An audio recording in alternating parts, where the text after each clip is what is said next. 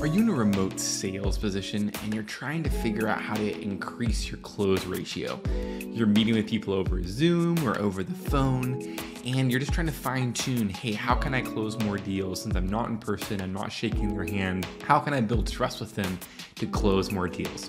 Well, awesome. In this video, we're going to be talking and teaching you about kind of 7 best practices for how to run a remote sales meeting. So you're with a prospect, whether it's the first time you've been on the phone with them or on video chat with them, and you're trying to close a deal with them. So awesome. The first one is I recommend, after doing remote sales for years, is to have your video on.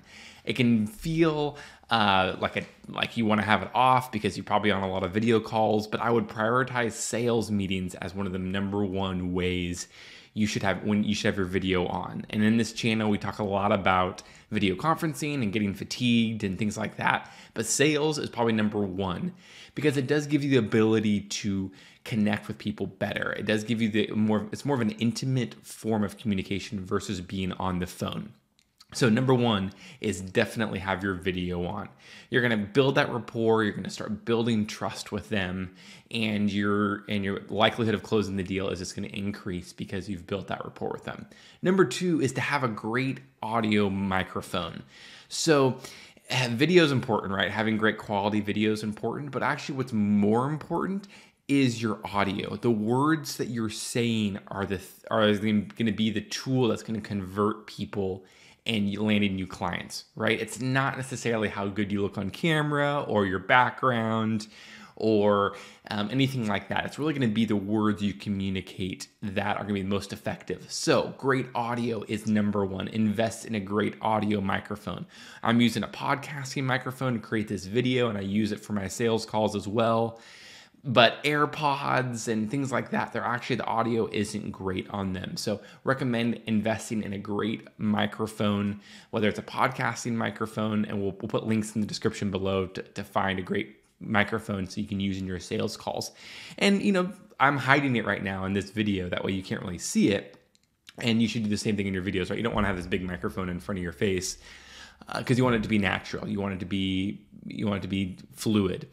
So hide it, don't show it in the camera. That way it feels natural, but you have a great audio sound in your sales meetings.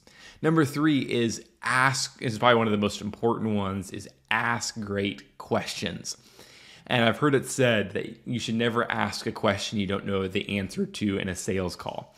So, and that's actually similar to what lawyers do, right? When they're in the courthouse, they don't ever ask a question that they don't already know the answer to. And it's kind of like a leading question, right? You're leading them to a destination. So you want to ask questions that lead people to the value you can provide them. So ask a question that leads them to like, hey, have you experienced this problem? Or have you ever thought about this strategy? Or have you ever done this? And they start thinking about it. They're like, no, I haven't. And then you can jump in and say, hey, here's how we can do that for you. Here's the solution. Here's the strategy. So number 3 is ask great leading questions. This will get people thinking about whatever value you may have, and that will be able for you to jump in and then give that strategy or that value. And in that, when you ask that question, don't just ask the question and leave it hanging. Ask the question, have them answer it, and then provide follow-up value. Build trust with them. I think a tendency for salespeople is to ask questions, create pain, and then just go straight to the pitch, which is true. You definitely want to ask great questions, create pain, establish a need, establish whatever the potential is, but actually add some value. Help them with the problem. I think the best way to build relationships is to provide value, and the best salespeople I've worked with and the most deals I've closed is when I've actually been able to even help people in the sales meeting, right? So super important, ask great questions that can help you establish the value, and then give the value away. Give some nugget of truth away to help them in that sales meeting. Don't give it all away, right? But give them just a taste of what it would look like to work with your company or your brand. Number 4 is say their name. I try to say people's names 5 to 7 times in a sales meeting.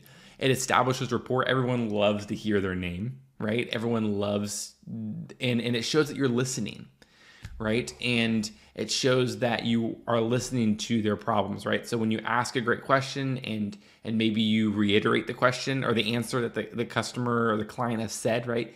They said, yes, you're right, I'm experiencing that problem, and here's what I'm experiencing. Like, that's great, John. Thanks for letting me know. That's great, Susie. Thanks for explaining to me that you're experiencing X problem. So say their name especially when you're reiterating their problem or you're rehashing their issue. Number 5 is smile a lot. I think being too stoic, video conferencing and doing remote sales is hard enough as it is, right? To kind of have a connection with people. So smile, and they can hear it. They'll hear it through the audio, they'll hear it through the video, and it will show that you are a nice person, you're genuine. Number 6 is go off script. So this is something that's super important in, I think, any sort of sales conversation is go off script a little bit. And not a lot, but just go off enough that you share your personality with them, that you show that you're a real human, right? Especially when in remote sales, it can feel like you're just a robot or that it's very transactional.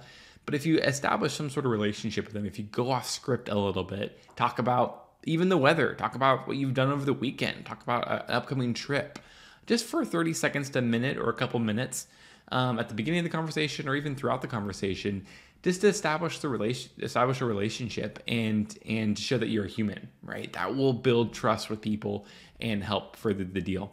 And the number 7, last but not least, is ask for the deal. It can feel awkward or challenging sometimes to even ask for the client, but ask them, do you want to work with us? Does this sound like an appealing opportunity?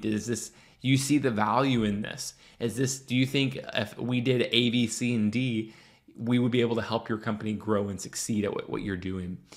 So super important to ask for the deal towards the end after you've obviously done all these other things. So these are the 7 things you should focus on in a remote sales meeting. Hope this was of tremendous value. Please like the video or dislike it if it wasn't of value. Throw a comment in the bottom if there's some strategies you do in remote selling. And then last but not least, please subscribe to the channel as we are creating 3 videos every week on how to thrive in a remote first world or remote working. So thanks again for watching this video. If you know of anybody that can find this of value, shoot it to them, share it with them, and we'll see you in the next video.